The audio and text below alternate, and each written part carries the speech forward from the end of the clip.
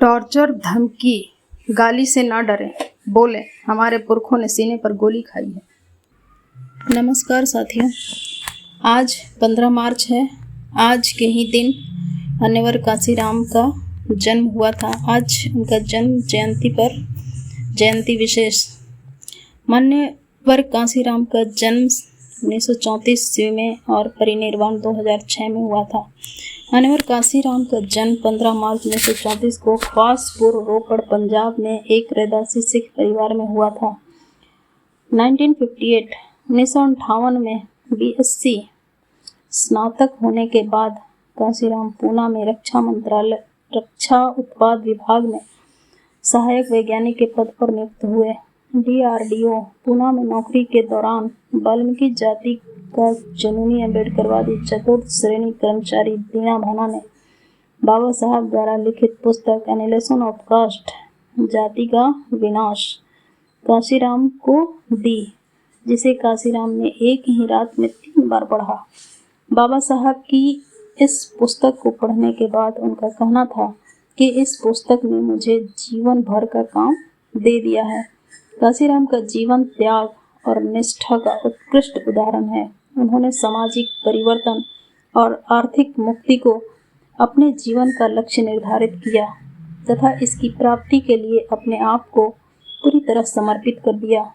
जब उनकी मां ने उन्हें शादी करने के लिए कहा तो कांसीराम ने मां को समझाया कि उन्होंने समाज की भलाई के लिए खुद को समर्पित कर दिया है। नौकरी छोड़ने के बाद उन्होंने 24 पन्ने का एक पत्र अपने परिवार को लिखा।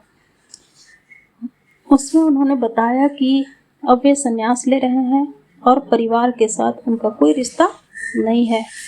वे अब परिवार के किसी भी आयोजन में नहीं आ पाएंगे। उन्होंने इस पत्र में यह भी बताया कि वे जिंदगी शादी नहीं करेंगे और उनका पूरा जीवन बहुजन समाज के उत्थान को समर्पित है।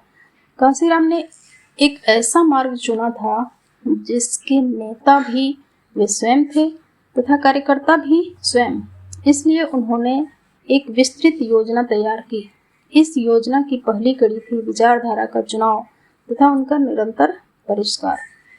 उन्होंने बहुजनवाद की थीसिस विकसित की, जिसके अनुसार ब्राह्मण, क्षत्रिय और वैश्य 15% अल्पजन मनुवादी शोषक हैं, जिसके अनुसार ब्राह्मण, क्षत्रिय और वैश्य 15% अल्पजन मनुवादी शोषक हैं तथा दलित, पिछड़ा और अल्पसंख्यक 85% बहुजन समाज शोषित है। अर्थात कांसीराम ने 15 वर्सेस 85% की लड़ाई का फॉर्मूला तय किया। अपनी योजना की दूसरी कड़ी में कांसीराम ने बहुजन समाज बनाने के लिए 7 समाज सुधारक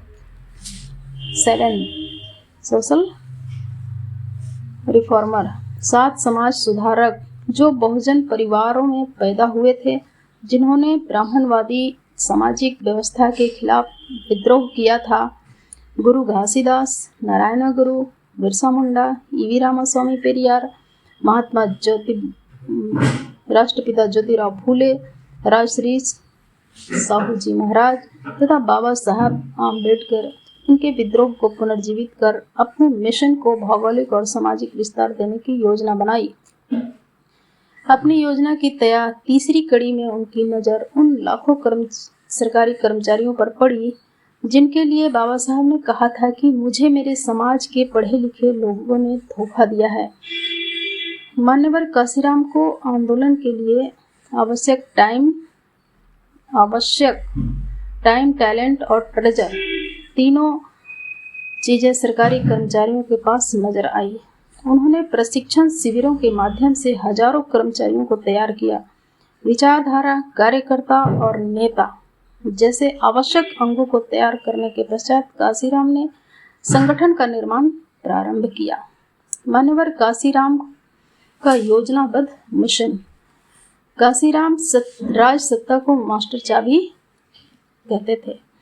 वे राज सत्ता को साध्य नहीं साधन मानते थे, जिससे सामाजिक परिवर्तन और आर्थिक मुक्ति के साध्य को प्राप्त किया जा सके। राजसत्ता की चाबी पाने के लिए कांसीराम ने समय अंतराल योजनाबद्ध तरीके से 3 संगठन की स्थापना की थी। नंबर 1, बामसेप की स्थापना 6 दिसंबर 1978। बाबा साहब के परिनिर्वाण दिवस पर कांसीराम ने backward and minorities communities employees federation BAMCEF का गठन किया। बामसेप एक नॉन पॉलिटिकल, नॉन रिलीजियस और नॉन एजुकेशनल संगठन था। यह कर्मचारियों का संगठन होते हुए भी कर्मचारियों के लिए कोई कार्य नहीं करेगा, बल्कि इसके पीछे कांसीराम की धारणा थी कि बामसेप के कर्मचारी समाज को अपना टाइम, टैलेंट, ट्रेजर वापस देंगे, पेबैक। बामसेप बहुजन समाज के लिए टीचर की भूमिका में कार्य करेगा। परिणाम स्वरूप बामसेप के कार्यकर्ताओं ने पूरे देश में साहित्यिक, सांस्कृतिक, सामाजिक, बौद्धिक आदि क्षेत्रों में मनोवाद के खिलाफ एक तूफान खड़ा कर दिया तथा जाति धर्म में बटे हुए बहुजन समाज को सांस्कृतिक प्रतीकों के साथ जोड़कर प्रशिक्षित कार्यकर्ताओं की फौज खड़ी कर दी। नंबर 2, DS4 की स्थापना। बामसेप के गठन के 3 वर्ष बाद 6 दिसंबर 1981 6 दिसंबर 1981 को बाबा साहब के परिनिर्वाण दिवस पर कांसीराम ने DS4 का गठन किया। इस संगठन का पूरा नाम दलित शोषित समाज संघर्ष समिति था। यह संगठन राजनीतिक दल तो नहीं था, लेकिन इसकी गतिविधियां राजनीतिक दल जैसी ही थी। बामसेप की भूमिका अब अप्रत्यक्ष तौर पर DS4 के माध्यम से संघर्ष में परिवर्तित हो चुकी थी, जिसकी वजह से कांसीराम के नेतृत्व में मनुवाद के खिलाफ जन आंदोलन खड़ा हो गया था। कांसीराम अपने कार्यकर्ताओं के प्रशिक्षण शिविरों में कहा करते थे कि जिन लोगों की गैर राजनीतिक जड़ें मजबूत नहीं हैं, वे राजनीति में सफल नहीं हो सकते। अब बामसेप और DS4 की गतिविधियों से गैर राजनीतिक जड़ें मजबूत हो चुकी थी और कांसीराम के समक्ष नेतृत्व से बहुजन समाज में राजनीतिक भूख भी पैदा हो गई थी। नंबर 3, बहुजन समाज पार्टी की स्थापना 14 अप्रैल 1984 14 अप्रैल 1984 को बाबा साहब के जन्मदिन पर कांसीराम जी ने बहुजन समाज पार्टी की स्थापना की। उद्देश्य स्पष्ट था, पहले राजसत्ता की चाबी पर कब्जा करना, फिर सत्ता की चाबी से सम्राट अशोक के समण भारत की पुनर्स्थापना करना। उद्देश्य के अनुरूप जैसे ही बसपा की पहली बार सरकार बनी, कांसीराम ने उत्तर प्रदेश को बौद्ध राज्य घोषित कर दिया। इस योजना के तहत बसपा की सरकार ने कहीं पत्थर भी गड़वाया तो समन परंपरा के महापुरुषों के नाम का गड़वाया। कांसीराम को जीवन में सबसे बड़ा झटका पार्टी गठन के मात्र 2 वर्ष बाद तब लगा जब बामसेप कांसीराम से अलग हो गया, जिसका अफसोस अक्सर कांसीराम अपने भाषणों में किया करते थे कि मैंने मेरी जवानी का पूरा दिमाग और समय बामसेप को तैयार करने में लगाया था, यह सोचकर कि समय आने पर बामसेप का सदुपयोग कर मैं आसानी से बहुजन समाज को हुक्मरान समाज बना दूंगा।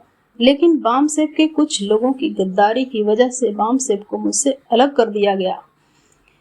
मैंने फिर प्रण लिया कि अब मुझे अपने बलबूते पर ही इस मिशन को मंजिल तक पहुंचाना होगा। कांसीराम की उपलब्धियों से यह तो अंदाजा लगाया जा सकता है कि यदि उन्हें बामसेप का साथ मिला होता तो जरूर वे बहुजन समाज को हुक्मरान समाज बना कर जाते। फिर भी यह कांसीराम का करिश्मा ही था कि उन्होंने बसपा को दूसरे चुनाव में ही राष्ट्रीय पार्टी का दर्जा दिलाते हुए पार्टी गठन के 11वें वर्ष में ही 3 जून 1995 को उत्तर प्रदेश जैसे बड़े राज्य का मुख्यमंत्री बहन कुमारी मायावती को बना दिया। कांसीराम के संरक्षण में मायावती ने 3 बार कुछ महीनों के लिए मुख्यमंत्री का कार्यभार संभाला। उनका यह कार्यकाल इतना प्रभावशाली, तीसरी बार कुछ महीनों के लिए काशीराम के संरक्षण में मायावती ने तीसरी बार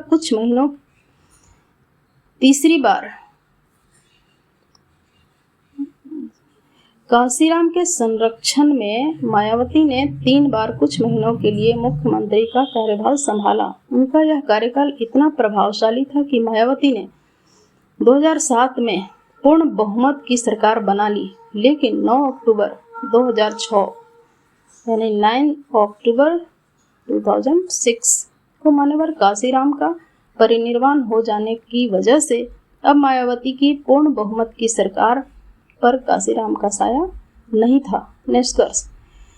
निष्कर्ष के तौर पर कहा जा सकता है कि काशीराम त्याग समर्पण की सारी सीमाओं को लांघकर बहुजन समाज के प्रति संवेदनशील और अपने मकसद के प्रति जिद्दी थे। उनकी इस जिद का ही परिणाम था कि साधनहीन काशीराम ने फूले, साहू, पेरियार, अंबेडकर मिशन को बाबा साहब के मिशन के साथ दफन हो चुका था।